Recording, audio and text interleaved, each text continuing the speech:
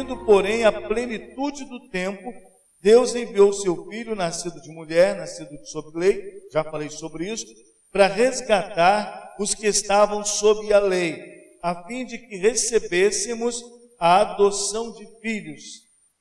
E porque vós sois filhos, enviou Deus ao nosso coração o Espírito do seu Filho, chama Abba Pai, de sorte que já não és escravo, porém filho. E sendo filho, também somos herdeiros de Deus. Qual a maior herança que Deus nos deixou? O Senhor nos dá uma herança. A nossa herança é a nossa vida com Cristo. A herança que temos de Deus é o céu. Mas precisamos estar alinhados com Deus, estarmos dentro do propósito de Deus para alcançarmos esse céu, essa herança que Ele nos proporciona. Então eu separei aqui algumas coisas para compartilhar com os irmãos, e diz aqui que sobre duas coisas importantes, sobre a lei e sobre a graça. A lei é algo condenador, a lei condena, a lei mostra, é isso e pronto. A lei é rígida, a lei é dura. O que é a graça? A graça é libertadora. Nós não somos livres do pecado pela lei. Pelo contrário, a lei nos mostra o pecado, e é porque a lei mostra o pecado nos faz então pecadores. E o que vem depois para nos libertar desse jugo do pecado? A graça. A graça do Senhor vem para nos resgatar, para nos dar a vida eterna. A lei nos condena. A alma que pecar, o que diz o restante? Quem se lembra? Esta morrerá. Então essa é a lei sobre nós. A alma que pecar, essa morrerá. Aí vem a graça de Deus. A graça vem para ser sobre nós, e a graça vem então para dar a nós o alívio, a libertação, a liberdade, nos dar a vida eterna. Então a graça nos proporciona a salvação, tá? A graça de Deus traz para nós a salvação. Todo aquele que pecar, mas se arrepender dos seus pecados, aceitando Jesus Cristo como Salvador, será salvo. Demonstração de que onde abundou o pecado, superabundou a graça. Então, o pecado é intenso. O pecado é intenso, e o pecado diz, morre. Olha só, a lei diz, morre. E a lei está no pecado. Aí vem a graça de Deus e diz, tudo bem, pecou, mas a minha graça, o meu amor, aquele momento de Cristo na cruz, foi lá e falou, não, eu posso perdoar esse pecador. Eu posso perdoar, eu posso dar a ele uma nova vida. Vamos nos reportar aquela ideia daquela mulher adúltera, pega em flagrante no adultério.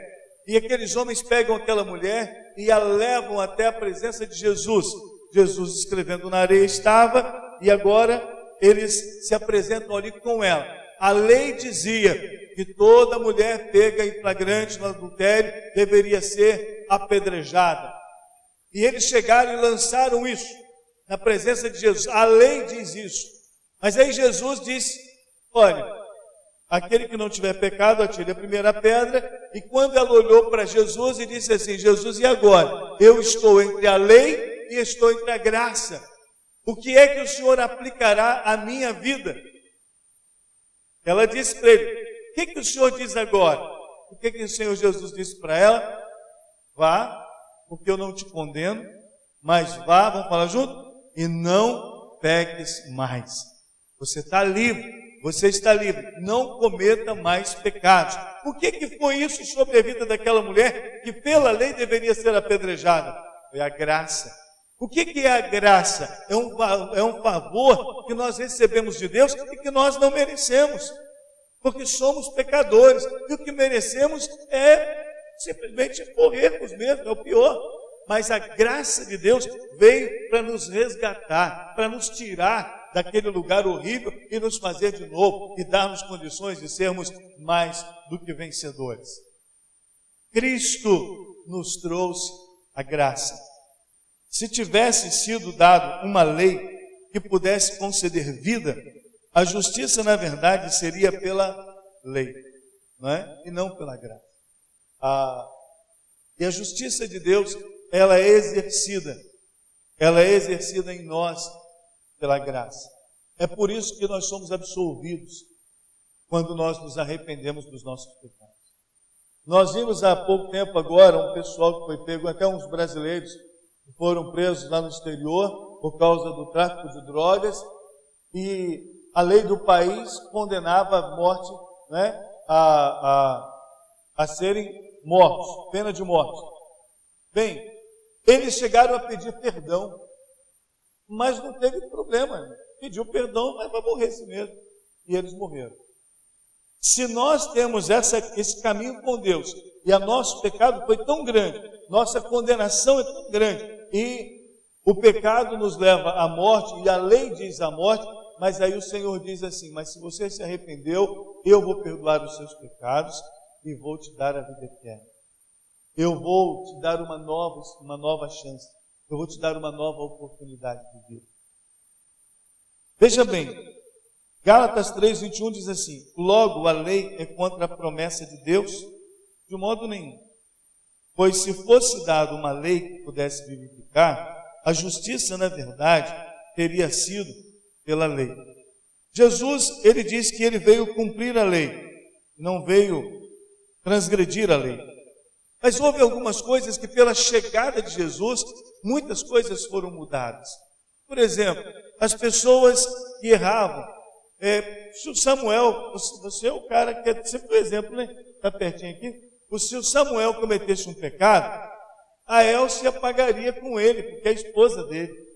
Se eu cometesse um delito, um problema, olha aí a Lucilene, o Guigui e a Ciane, e todo mundo, até o Valério entrar nessa festa, não é? Até o Samuel, tadinho, porque eu cometi um pecado. Isso, de uma certa forma, isso está errado, não está?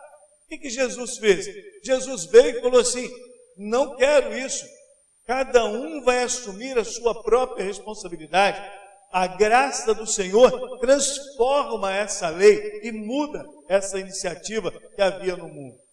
Porque a graça quer que o homem tenha perdão, a graça quer que o homem tenha o céu, a graça quer que o homem seja vencedor, a graça quer que o homem avance, enquanto que a lei existente, a lei do pecado, quer que o homem seja destruído, quer que o homem seja derrotado.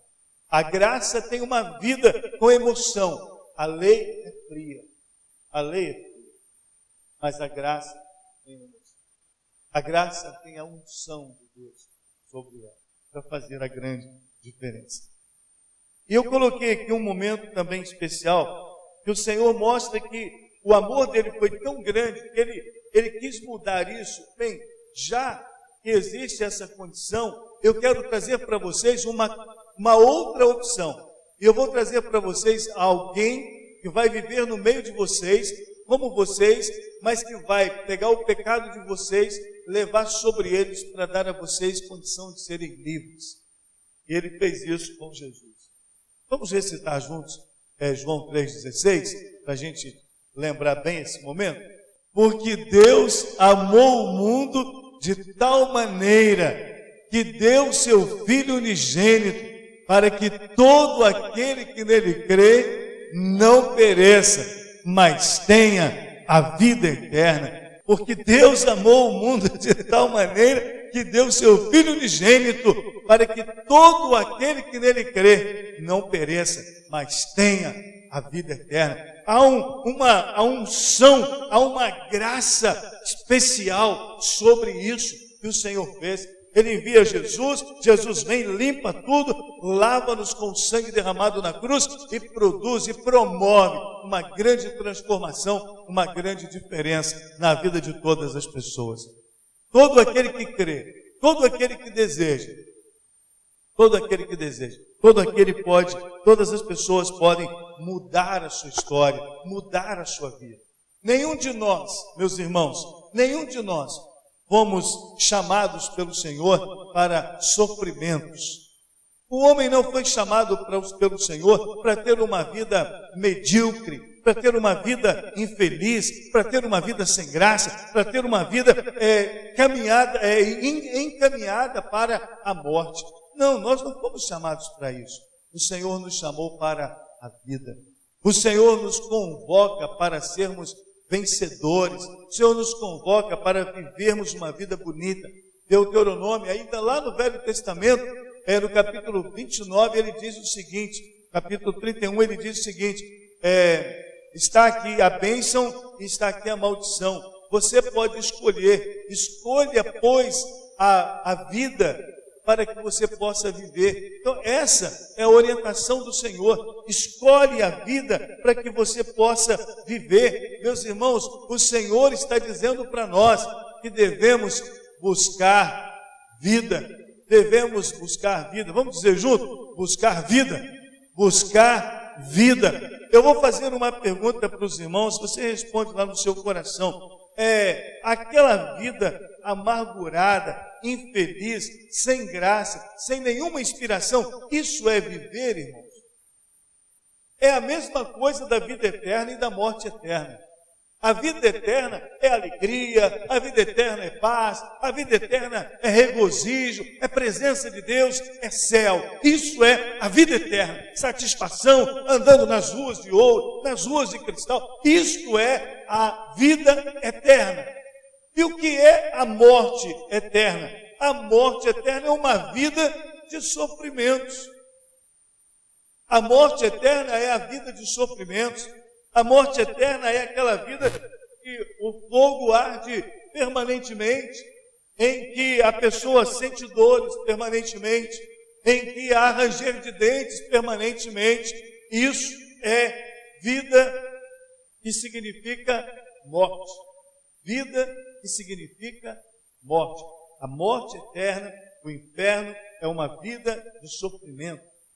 Vida significa vida, é a vida com Cristo, é a vida alegre, é uma vida feliz, é uma vida de regozijo, é uma vida de expectativas, de esperança, é uma vida bonita, é uma vida saudável. Isto é viver. Uma pessoa que vive amargurada, que vive triste, ela está sem esperança, sem inspiração, está vivendo uma vida sem vida.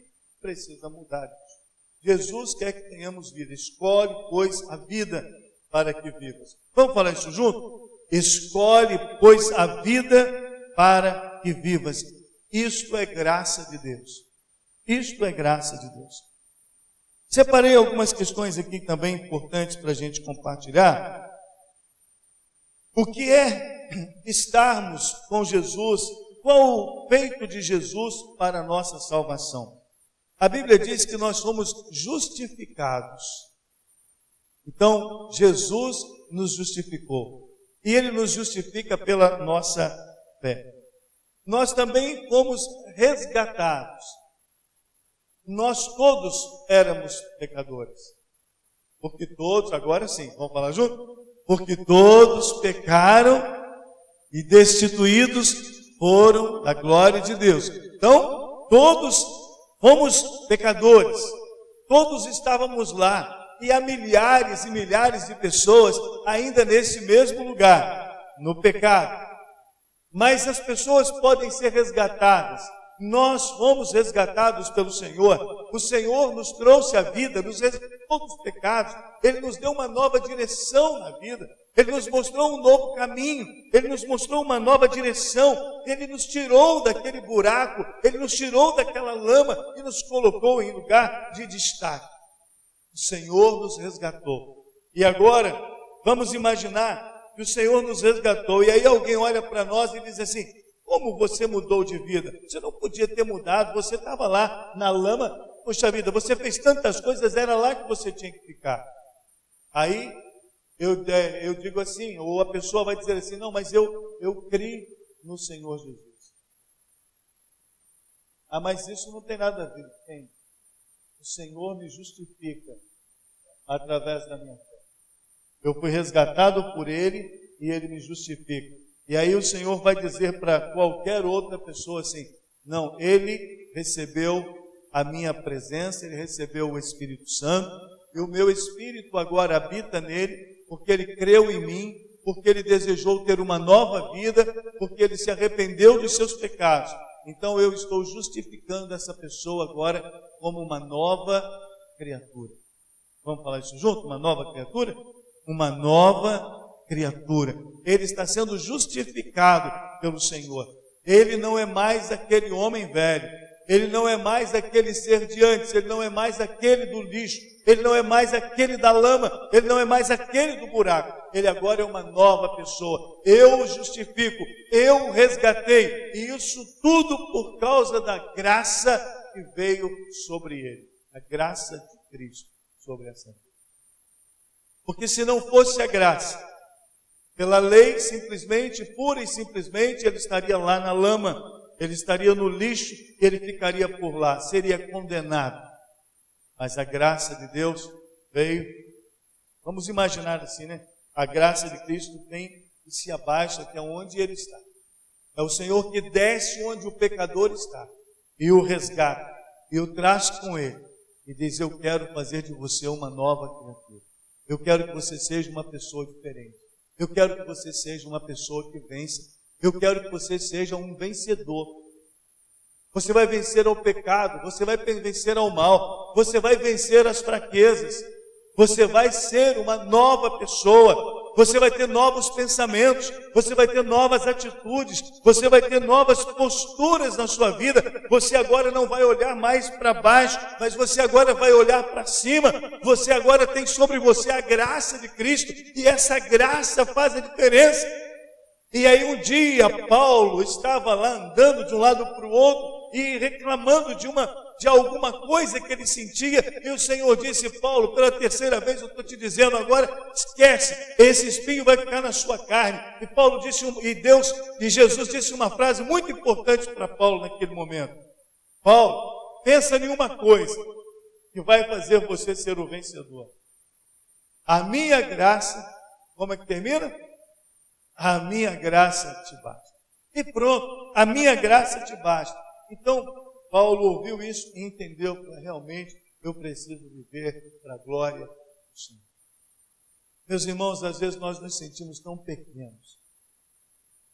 E isso, nós nos sentimos desvalorizados. E isso é muito sério na nossa vida.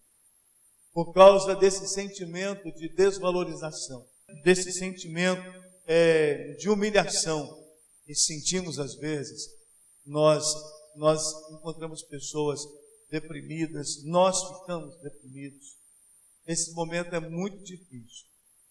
Mas quando nós nos voltamos para o Senhor e dizemos: Deus, eu preciso da Tua graça sobre a minha vida. Se eu cometi um pecado, a lei diz que eu deveria pagar um preço muito alto por causa desse pecado. Mas, por favor, estenda a Tua graça sobre mim e tira de mim essa angústia. Meus irmãos, o Senhor tira. Eu me lembro de uma mulher, já há um tempo. Essa mulher, eu tinha na época uma loja de móveis. E essa mulher ligou para mim, era de manhã cedo. Na hora que eu cheguei, eu já encontrei o telefone tocando. Eu corri até o telefone, a atendi e ela falou assim: você é pastor? E eu disse: eu sou pastor. E ela disse: eu quero falar uma coisa com você, que eu precisava falar com alguém que fosse uma autoridade religiosa. Eu disse: sim. E ela disse: eu vou me suicidar. Eu vou acabar com a minha vida. Eu disse para ela: você não vai fazer isso. Eu vou. A minha vida não tem mais sentido. Tudo que eu vivo é muito ruim. A minha vida não presta. Eu estou muito mal. E ela olhava, ela disse: por tudo que eu já fiz, tudo que existiu na minha vida, por todas as coisas que eu estou vivendo, eu não tenho mais direito de continuar vivendo. Não, mas Jesus tem uma graça que pode transformar a sua vida. Jesus quer que você tenha uma nova vida. E ela disse: não, eu só queria falar isso para o Senhor. Alguém precisava saber. Eu vou me suicidar. A gente sabe, olhando do lado da psicologia, você sabe que não era essa a ideia, né? Por simplesmente falar e acabar. Mas ela estava, através daquela atitude, ela estava dizendo: por favor, alguém me ajude. Não é? Eu falei, olha, você não faz isso não, eu vou ir na sua casa agora, você mora onde? E aí ela dificultou um pouco, mas eu insisti, ela me deu o endereço.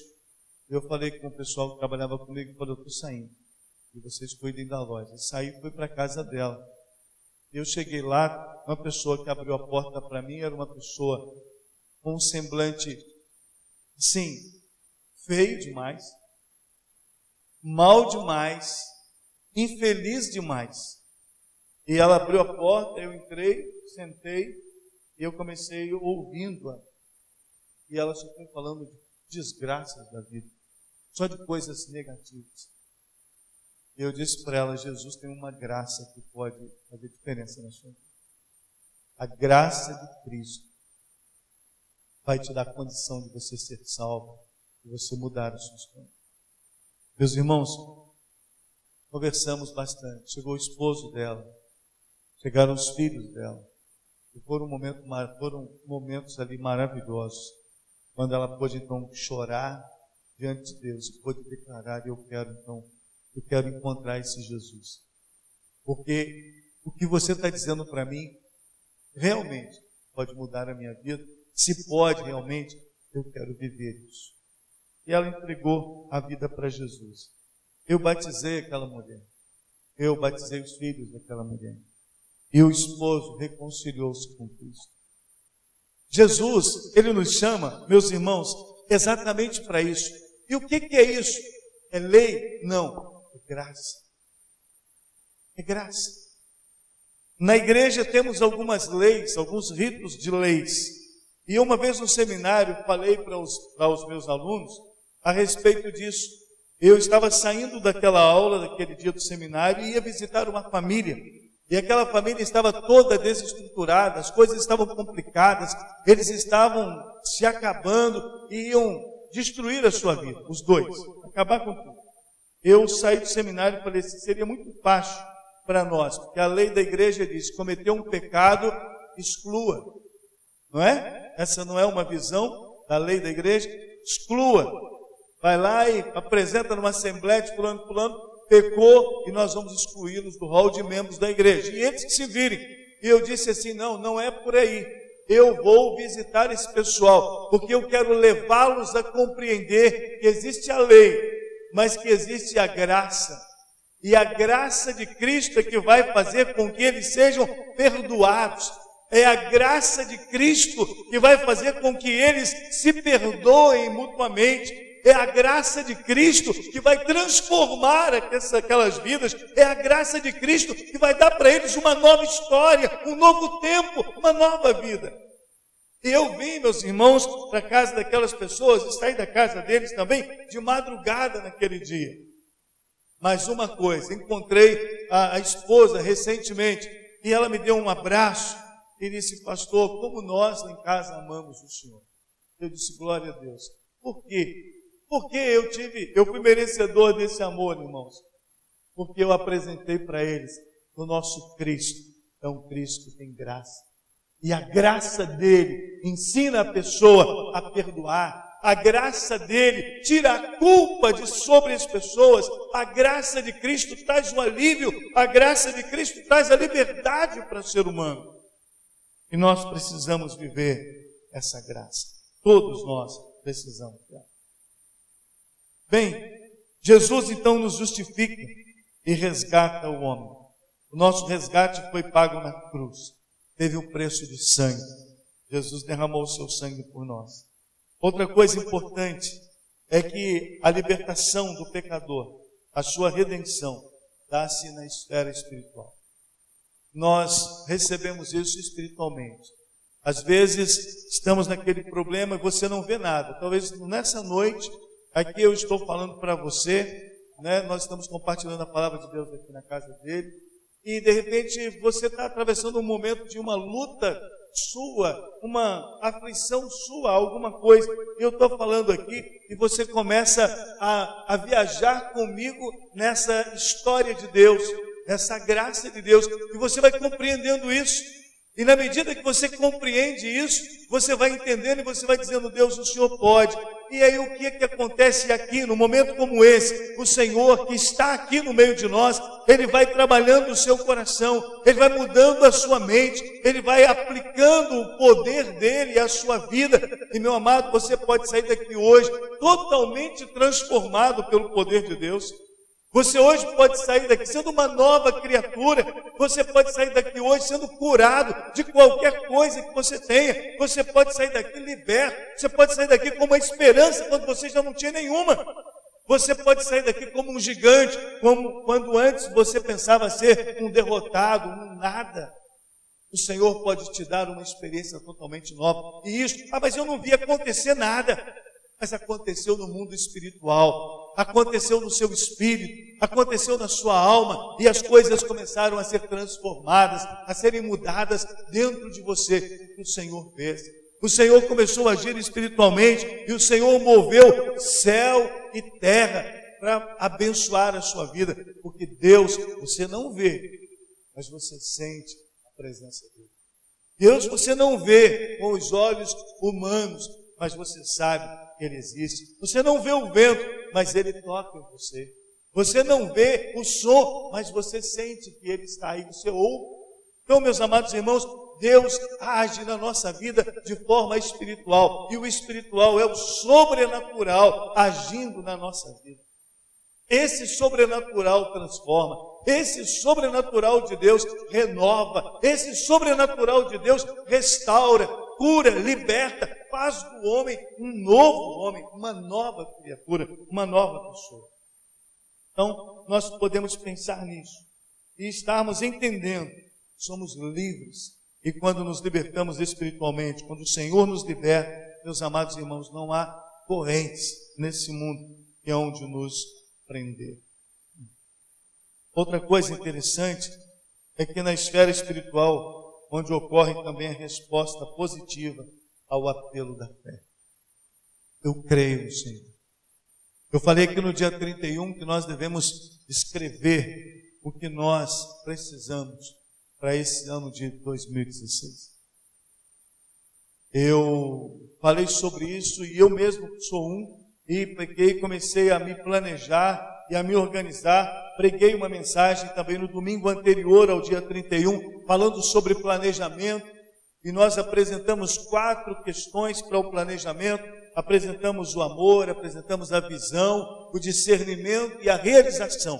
Então nós precisamos disso. Então nós começamos a planejar a nossa vida e vamos colocá-la diante de Deus. Senhor, esse é o propósito do meu coração.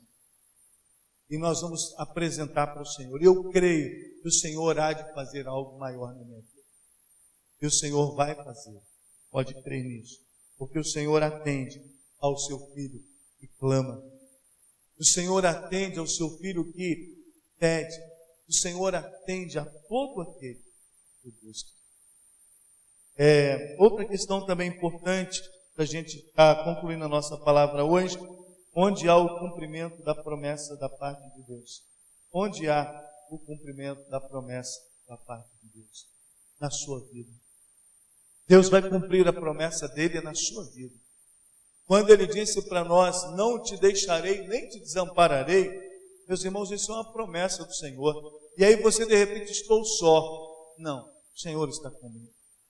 Senhor, eu preciso disso. Manifeste-se na minha vida. Me abençoa, me ajuda, fala comigo.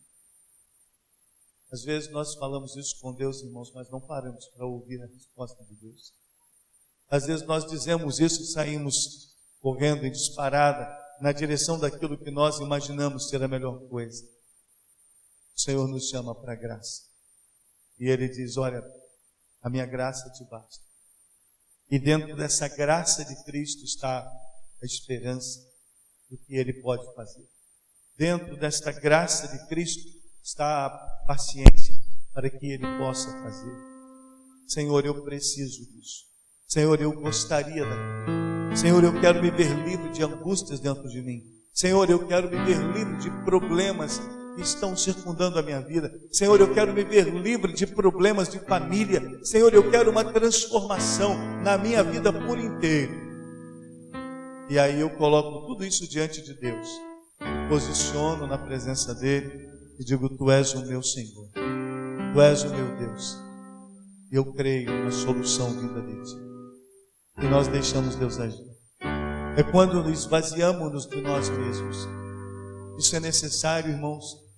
Esvaziamos-nos de nós mesmos e nos enchemos de Cristo. É darmos lugar ao Espírito Santo. É deixarmos sair o meu eu para que o Senhor fique. Imaginar que o meu eu, ele é depois. Primeiro é Cristo. E aí, queridos, ele vai completando. Ele vai direcionando a nossa vida para onde Ele quer. E onde Ele quer é o melhor lugar onde nós vamos estar. O Senhor tem benefícios para nós. O Senhor tem honras para nós. O Filho de Deus não é para ser a cauda, diz a Bíblia. Mas o Filho de Deus é para ser cabeça. O Filho de Deus não é para ser aquele que está todo sujo na lama. Mas o Filho de Deus é para estar bonito, bem arrumado. O Filho de Deus é para estar feliz. O Filho de Deus não é aquele para viver lamentando, chorando, destruído por aí.